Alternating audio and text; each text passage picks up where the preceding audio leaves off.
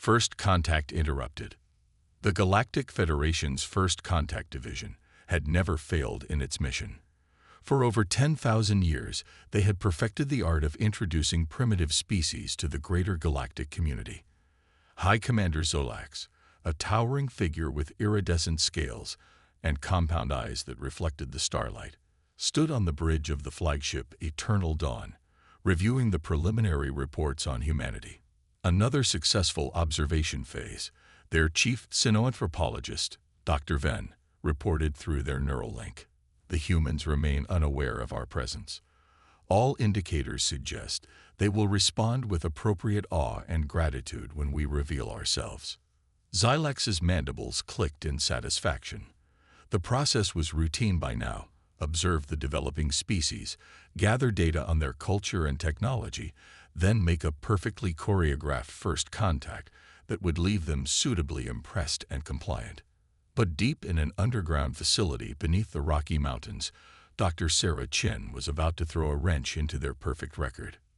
"Director, you need to see this," she called, her fingers flying over the quantum interface. The massive holographic display showed what appeared to be distortions in space-time. Distortions that shouldn't exist according to any known natural phenomenon. Director Marcus Hayes, a veteran of 3 decades in covert operations, leaned forward, his weathered face illuminated by the ethereal blue light. "They're cloaked ships, aren't they?" "Yes, sir. And they've been watching us for months. But here's the interesting part. They're using a predictable pattern in their cloaking technology. It's sophisticated, but it's rigid, almost ceremonial." Hayes smiled, an expression that had made more than one foreign intelligence operative nervous. "They expect us to be primitive, to not notice them until they choose to reveal themselves. How very presumptuous." Over the next several weeks, while the Galactic Federation meticulously prepared their grand revelation, humanity quietly prepared their own surprise. Every major space agency on Earth coordinated in secret, guided by the analysis of Dr. Chen's team. They studied the aliens' communication patterns, their ship movements, their very psychology revealed through their methodical approach. "They're so careful, so structured," Dr. Chen explained during a classified briefing. "Every action follows a protocol established millennia ago. They've never had to adapt it because it's never failed. And that's their weakness," Hayes concluded. "They expect us to follow their script, to play our assigned role of the awestruck primitive species." The Federation's grand reveal was planned down to the microsecond. Their ships would decloak in a magnificent display of light and technology. Their message of welcome would be broadcast in every human language, and their offer of guidance would be delivered with benevolent condescension. But 3 hours before the scheduled first contact, humanity threw out their script. On the bridge of the Eternal Dawn, alarms suddenly blared. High Commander Xylax's scales shifted to a shocked purple as reports flooded in. Somehow, impossibly, the humans had detected them. Not only detected them, but had managed to adapt their primitive technology to partially penetrate their cloaking fields. "Impossible," Dr. Venn whispered, their crystalline form clouding with distress. "Their technology isn't advanced enough. We verified this." But the evidence was undeniable. Human satellites were actively tracking their fleet. Earth's primitive communication networks were buzzing with discussions of their presence. And most shocking of all, they had received a transmission, in perfect galactic standard. "Greetings, representatives of the Galactic Federation." The message began, delivered in the calm, measured tones of Director Hayes. "We appreciate the effort you've put into preparing your first contact protocol. However, we feel it would be more productive to begin our relationship with honesty. We know you're there. We know you've been watching us. And we have a few suggestions about how we might proceed more equitably." In the ensuing silence on the bridge of the Eternal Dawn, the unthinkable had happened. For the first time in 10,000 years, the Federation's First Contact Division found themselves having to improvise. High Commander Xylax's scales shifted through a rainbow of confused colors before settling on a determined blue. "Well," they said finally, It seems we've discovered something truly rare in this galaxy, a species that can surprise us. The art of saying no. The Grand Council chamber of the Galactic Federation had never seen such chaos. The vast crystalline dome, designed to amplify and harmonize the thoughts and voices of 1,000 species, was filled with a cacophony of confused signals. Representatives from across the galaxy struggled to process what they had just witnessed. The humans had said no. Ambassador Vilax, a being of pure energy contained within an ornate environmental suit, addressed the assembly. In 10,000 years of first contact protocols, no species has ever rejected Federation membership. It is unprecedented. In the secure conference room at the United Earth Government headquarters in Geneva, Director Hayes watched the Federation's reaction with quiet satisfaction. Dr. Chen sat beside him, analyzing the real-time data from their quantum sensors. Their entire social structure is built on hierarchy and predictable protocols, she observed. By rejecting their offer but remaining diplomatic, we've created a situation their protocols don't cover. Precisely, Hayes nodded. And now for Phase 2. The human delegation's holoform materialized in the council chamber. Led by Ambassador Sarah Martinez, a veteran diplomat known for her unconventional approaches, they were dressed not in the expected primitive attire the Federation had anticipated, but in elegantly designed suits that incorporated subtle elements of various alien cultures' formal wear, proving they had been studying the Federation just as closely as it had been studying them. Honored representatives of the Galactic Federation, Martinez began, her voice clear and confident. We appreciate your generous offer of guidance and protection. However, Earth has a counter-proposal. The chamber erupted again. Counter-proposals weren't in the protocols. First contact species were supposed to be grateful, overwhelmed, compliant. They weren't supposed to negotiate. We've analyzed your Federation structure, Martinez continued, gesturing to a holographic display of her own. While impressive, we've identified several areas where human innovation could provide significant benefits to all members.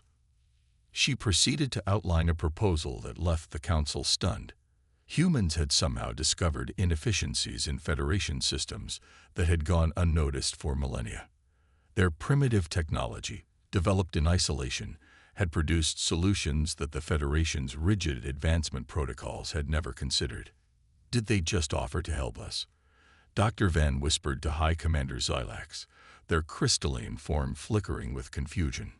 I believe, Xilax replied slowly, they are suggesting a partnership of equals. Back on Earth, Hayes watched the Federation representatives struggle with this concept. Humans have always been good at finding a third option, he mused. They expected us to accept or fight. Instead, we're offering to collaborate. Dr. Chen's quantum interface pinged with new data. Sir, we're detecting widespread communications throughout the Federation fleet. They're arguing. Some think we're too dangerous to work with. Others are fascinated by our proposal. A few are suggesting we might represent an evolutionary path that they never considered possible. Good, Hayes smiled. The more they debate, the more they move away from their protocols and start thinking for themselves. Sometimes the most revolutionary act is simply refusing to play by someone else's rules. In the council chamber, Ambassador Martinez delivered the final part of Earth's proposal. We believe that true progress comes not from following established paths, but from exploring new possibilities together. The Federation has achieved remarkable stability. Humanity offers the gift of innovation, of seeing problems from new angles. We don't wish to be guided. We wish to walk alongside you, as equals. The silence that followed was profound. 10,000 years of protocols and procedures faced off against an entirely new way of thinking. And in that silence, the balance of power in the galaxy began to shift, not through force or violence, but through the simple, revolutionary act of saying no and offering an alternative. High Commander Xilax, watching the proceedings, felt their scales shift to a color they had never displayed before, a color that their species reserved for moments of profound paradigm shifts. Perhaps they realized It was the Federation that had something to learn from humanity, not the other way around. Hidden strengths. The Federation's research vessel, Infinite Inquiry, hung in high Earth orbit, its sensors trained on the planet below. Chief Researcher X-427, a collective intelligence inhabiting a network of crystalline nodes, was experiencing what organics might call a headache. This makes no sense, they transmitted to their research partner, Dr. Lyra, a bioluminescent entity whose patterns of light express deep frustration. Their technological development pattern defies all known models. On their display screens, a cascade of data told a story that challenged everything the Federation thought they knew about species development. Humans had achieved spaceflight without mastering unified field theory. They'd developed quantum computing without achieving planetary unity. They'd created artificial intelligence while still arguing about the nature of consciousness itself. Look at this, Dr. Lyra pulsed, highlighting a particular data stream. They developed thousands of different languages instead of working toward a unified communication system. By all our models, this should have crippled their development. Instead, it gave them multiple frameworks for understanding reality. X-427 completed. Each language offers a different way of solving problems. Deep beneath the Pacific Ocean, in a research facility built into the Mariana Trench, Dr. Maya Patel watched the Federation's confusion with amusement. Her team had been monitoring the aliens' attempts to understand humanity. "They're still trying to fit us into their developmental models," she told her colleague, Dr. James Chen. "They can't grasp that our chaotic development is actually our greatest strength." James nodded, his fingers dancing over the quantum interface as he monitored the Federation vessel's scans. "They see our lack of unified direction as a weakness. They don't understand that diversity of thought, of approach, of culture is what drives our innovation." Above them, the Federation researchers were making another startling discovery. Human children were being educated not just in established facts, but in the art of questioning those facts. Their entertainment wasn't just for leisure. It was a vast library of hypothetical scenarios, constantly training their minds to adapt to new situations. They simulate failure, X-427 transmitted with growing excitement. Their fiction isn't just entertainment. It's a species-wide system for exploring possibilities and preparing for challenges they haven't even encountered yet. Dr. Lyra's bioluminescence flickered rapidly, their equivalent of aghast. Is that why they were able to detect us? They had already imagined the possibility of cloaked observers. More than that, X-427 responded. Look at their response to detecting us.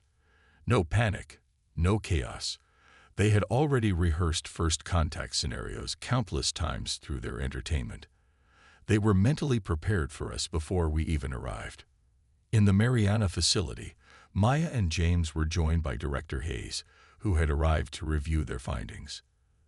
"The Federation's researchers are finally starting to understand," Maya reported. "They're realizing that what they saw as primitive chaos is actually a complex adaptive system." Hayes smiled, watching the streams of data from the Federation vessel. "And how are they handling the discovery that their primitive species has already developed technologies they thought impossible?" James pulled up a new display, showing the quantum entanglement drive that Earth had kept hidden, a propulsion system that worked on principles the Federation had never considered. They're still trying to understand how we did it without following their established research protocols. The idea that multiple competing research teams might arrive at different but equally valid solutions seems to challenge their entire worldview. "Good," Hayes nodded. "The more they discover about us, the more they'll have to confront their own limitations. A species that believes they have everything figured out can't grow. But humanity," he gestured to the global network of research facilities, each pursuing different approaches to the same problems. Humanity never stops questioning, never stops looking for new answers. On the Infinite Inquiry, X-427 made one final crucial observation. Their strength isn't in any particular technology or achievement. They transmitted to the Federation Council. Their strength is in their ability to constantly adapt, to approach problems from multiple angles, to imagine possibilities beyond established parameters. Dr. Lyra's bioluminescence formed patterns that in their species indicated profound revelation. They don't just think outside the box, they transmit it. They question why the box exists, imagine different boxes, and consider the possibility that boxes aren't needed at all. The implications were clear. The Federation had encountered something unprecedented. A species that didn't need their guidance because they had developed something more valuable than advanced technology. They had developed endless ways of looking at the universe. The negotiation dance. The Singapore orbital station wasn't built to impress. Unlike the Federation's crystalline ships with their perfectly calculated aesthetics, the station was a practical fusion of function and innovation. Yet, as the Federation delegation emerged from their shuttle, many found themselves struck by its elegant efficiency. Ambassador Martinez waited in the central conference chamber, a space that showcased humanity's adaptability. The room could shift its configuration instantly through programmable matter, accommodate any atmosphere or gravity requirement, and featured a revolutionary universal translator that worked on principles the Federation had never conceived. "Welcome to Earth space," Martinez greeted the delegation. High Commander Xilax led the group, their scales now showing patterns that indicated deep curiosity rather than their former diplomatic formality. "Your station is unexpected," Xilax observed, compound eyes taking in the subtle details. "Like many things about humanity, we find that the unexpected often leads to the most interesting possibilities," Martinez smiled.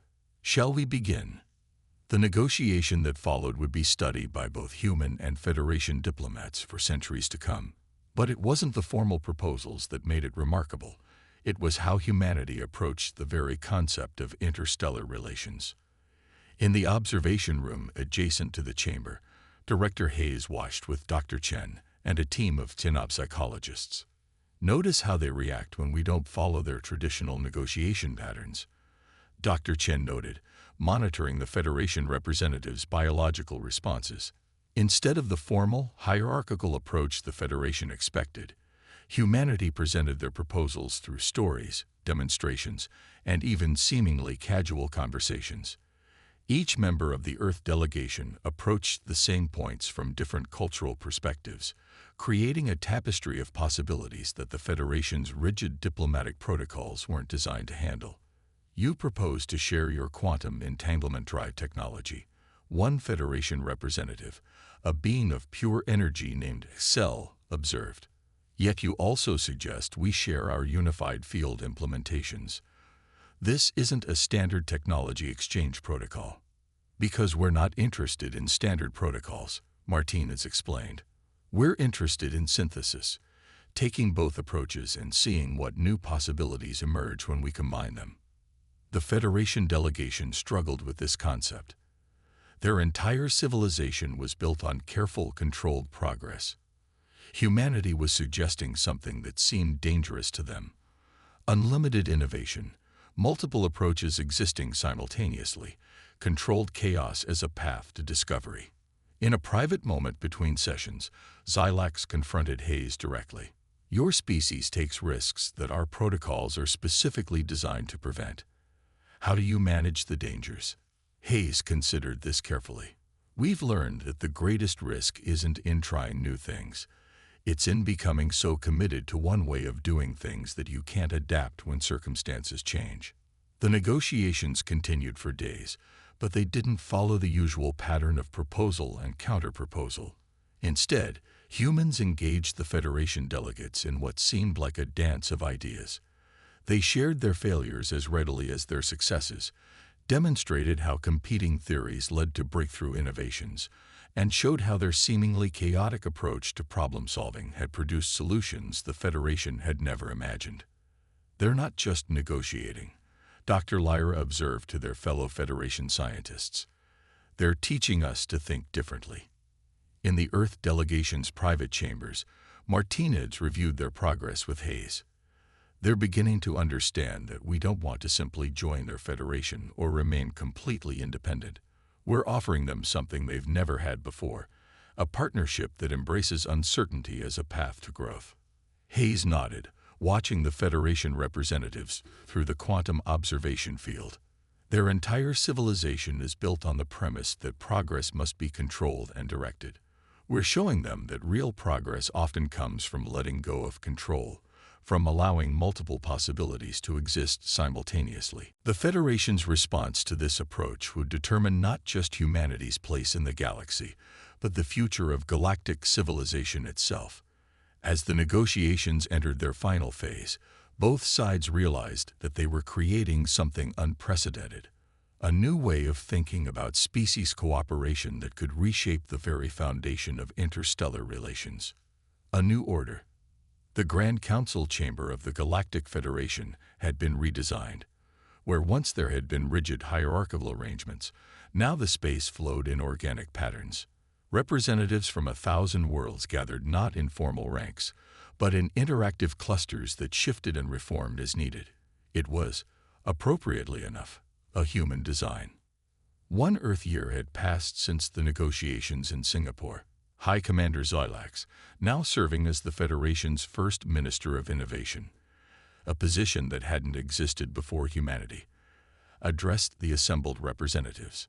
The past year has challenged everything we thought we knew about civilization's progress.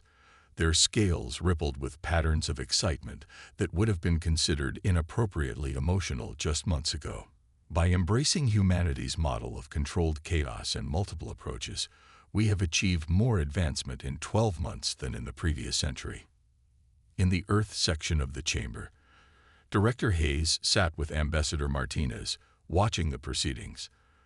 The changes were evident everywhere, in the way different species interacted, in the new technologies that merged Federation and human approaches, and most importantly, in how the Federation now handled emerging civilizations. They're about to make first contact with the Proxima Centauri colony, Martins noted, referring to the human settlement that had deliberately isolated itself decades ago to develop its own unique culture. It's the first test of the new protocols. Or rather, the new lack of protocols. Hayes smiled.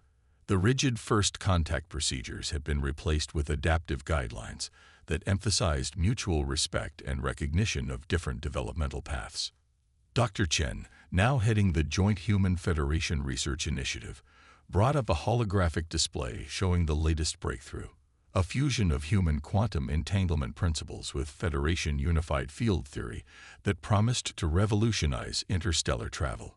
The Federation's scientists were brilliant, she explained, but they were trapped in linear thinking. Our chaotic approach showed them that sometimes you have to break something to understand how it really works. Across the chamber, Dr. Lyra was presenting to a mixed group of human and Federation researchers. Their bioluminescent patterns showed excitement as they described how human entertainment, their stories, games, and simulations were being adapted into a galaxy-wide system for exploring new possibilities and preparing for future challenges. Humanity's greatest gift to us wasn't any particular technology, they pulsed. It was teaching us to imagine, to question, to embrace uncertainty as a source of strength. The implications reached far beyond science and technology. Federation culture itself was transforming. Species that had rigidly adhered to ancient protocols for millennia were rediscovering their capacity for innovation. The Federation's art, once focused on perfect replication of classical forms, now exploded with creativity as artists embraced human concepts of experimentation and personal expression. In a quiet moment during the proceedings, Xilax approached Hayes. You know, they said, their scales showing a pattern that translated roughly to ironic amusement. When we first detected your species, we thought we were coming to guide you to enlightenment. And instead, Hayes asked, though he knew the answer. Instead, you showed us that true enlightenment comes from never believing you've reached it, from always being willing to learn, to change, to see things from new angles. Xilax's scales shifted to a deeper hue. We thought we were bringing order to chaos. You taught us that sometimes chaos is the highest form of order. The session concluded with the announcement of the next phase of Human Federation cooperation, the establishment of innovation zones throughout the galaxy, spaces where traditional protocols were suspended and different species could freely experiment with new ways of thinking and doing. As the representatives filed out of the chamber, Dr. Chen joined Hayes and Martinez. The Federation's starting to understand that humanity's primitive development wasn't primitive at all, she observed. Our messy, competitive, sometimes chaotic way of doing things created something they had lost: the ability to adapt, to innovate, to see beyond established limits. And that, Martins added, is why we said no to their original offer. Not because we didn't want to join the galactic community, but because we knew we had something better to offer, Hayes finished. The chance to create a new kind of community, one that values diversity of thought as much as unity of purpose. Above them, through the transparent dome of the council chamber, the galaxy spiraled in eternal motion. Somewhere out there, new civilizations were emerging, developing in their own unique ways. And thanks to humanity's influence, they would be welcomed not with rigid protocols and predetermined paths, but with open minds and the recognition that every species had something unique to teach. The Federation had sought to guide humanity to the stars. Instead, humanity had guided the Federation back to the wonder of infinite possibilities.